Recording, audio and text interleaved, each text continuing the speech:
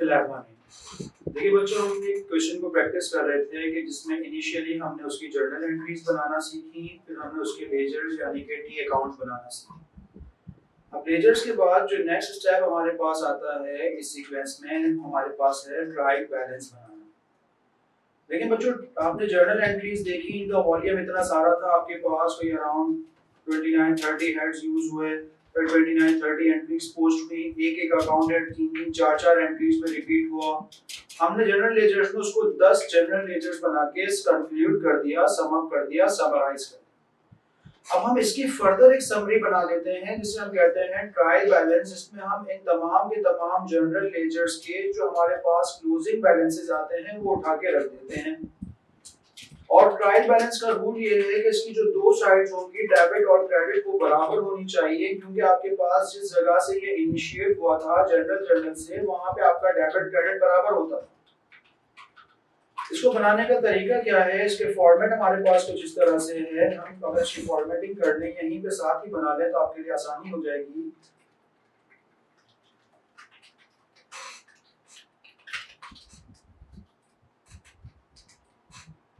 Mister Taylor trial balance for May 2016। देखिए इसमें आपके पास होता क्या है, एक कॉलम आ जाता है सीरियल नंबर का, देन आपके पास आ जाती है डिस्क्रिप्शन। डिस्क्रिप्शन में आप अकाउंट हेड बताते हैं जो आपने यूज की। सीरियल नंबर के बाद आपके पास आ जाती है डिस्क्रिप्शन, फिर आपके पास नेक्स्ट कॉलम आ जाता है पीआर मींस पोस्टिंग रेफरेंस, और फिर डेबिट, और लास्ट आपके पास क्रेडिट। अब आप करेंगे क्या कि आपके पास जितने जनरल लेजर्स बने, यानी कि हमने कुल टोटल 10 जनरल लेजर्स बनाए, उन सब के यहाँ पे जो क्लोजिंग बैलेंसेस हैं वो उठा के पोस्ट कर देंगे। अगर कोई अकाउंट हेड बिलोंग करता है एसेट से या एक्सपेंस से और उसका फेवरेबल बैलेंस है तो वो डेबिट साइड पे आ जाएगा, और कोई अकाउंट हेड बिलोंग करता है फ्रॉम लायबिलिटी, कैपिटल और रेवेन्यू से और उसका फेवरेबल बैलेंस है तो वो आपके पास क्रेडिट साइड पे आ जाएगा।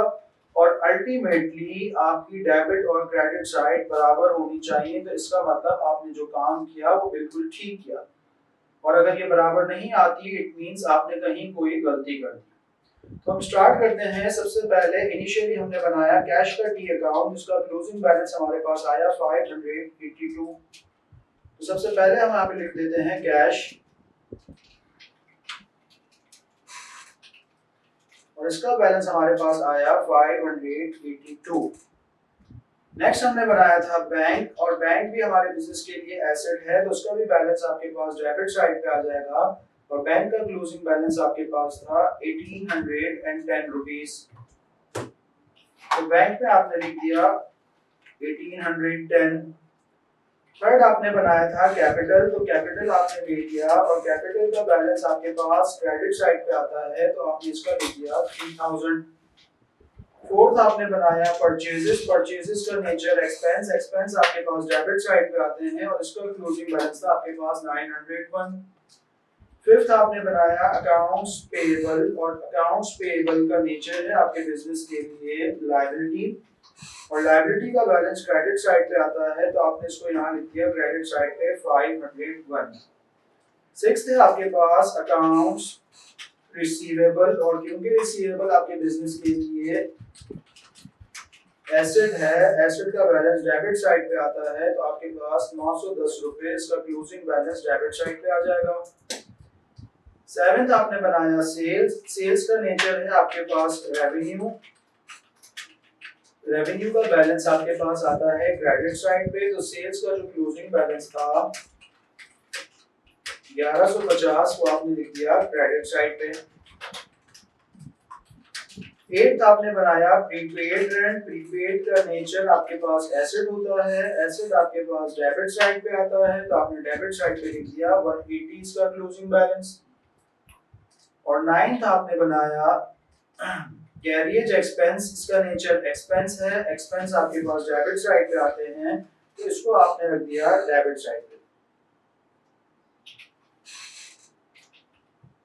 38 और लास्ट आपके पास था सैलरीज एक्सपेंस। सैलरी भी आपके पास आपके बिजनेस के लिए एक्सपेंस है, इसका नेचर एक्सपेंस, इसका बैलेंस भी आपने रख दिया डेबिट साइड। तो ये आपके पास तमाम ट्रांजैक्शंस आपने पोस्ट कर दी, आपकी पोस्टिंग हो गई कंप्लीट। आखिर में आपने क्या करना होगा, आपने अपने पास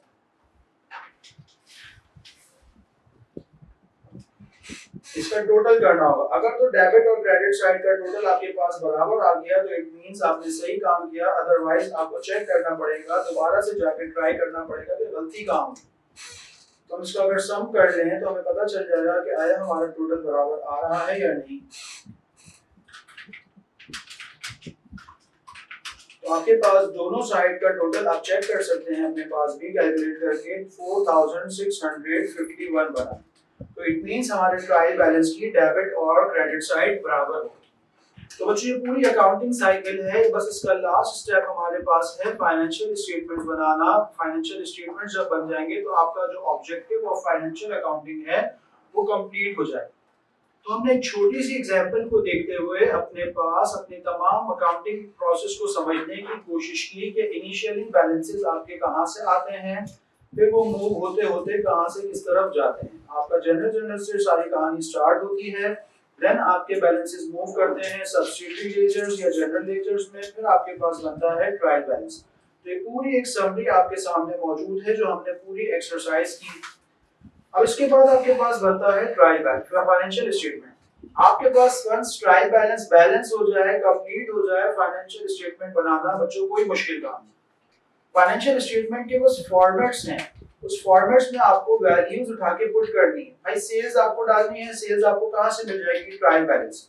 परचेजेस आपको लेनी है, परचेजेस आपको ट्रायल बैलेंस से मिल जाएगी। आपको रिसीवेबल्स लेने हैं ट्रायल बैलेंस से, पेएबल्स लेने हैं ट्रायल बैलेंस, कैपिटल सारी चीजें डेटा आपको यहां से मिल जाएगा। फॉर्मेट्स आपके पास होते हैं, आपको सिर्फ वहां जाके फॉर्मेट्स में वैल्यूज पुट करनी होती है। तो यहाँ पे आपके पास एक्सट्रैक्शन ऑफ ट्रायल बैलेंस के ट्रायल बैलेंस को किस तरह से एक्सट्रैक्ट किया जाता है, ये टॉपिक भी हमारा कंक्लूड होता है, कंप्लीट होता है। आई होप आपको ये बात समझ आ गई। इसके बाद हमारा लास्ट टॉपिक रह जाता है formation of formats of financial statement. इंशाल्लाह वो हम नेक्स्ट लेक्चर में डिस्कस करेंगे। टिल देन अल्लाह हाफिज़।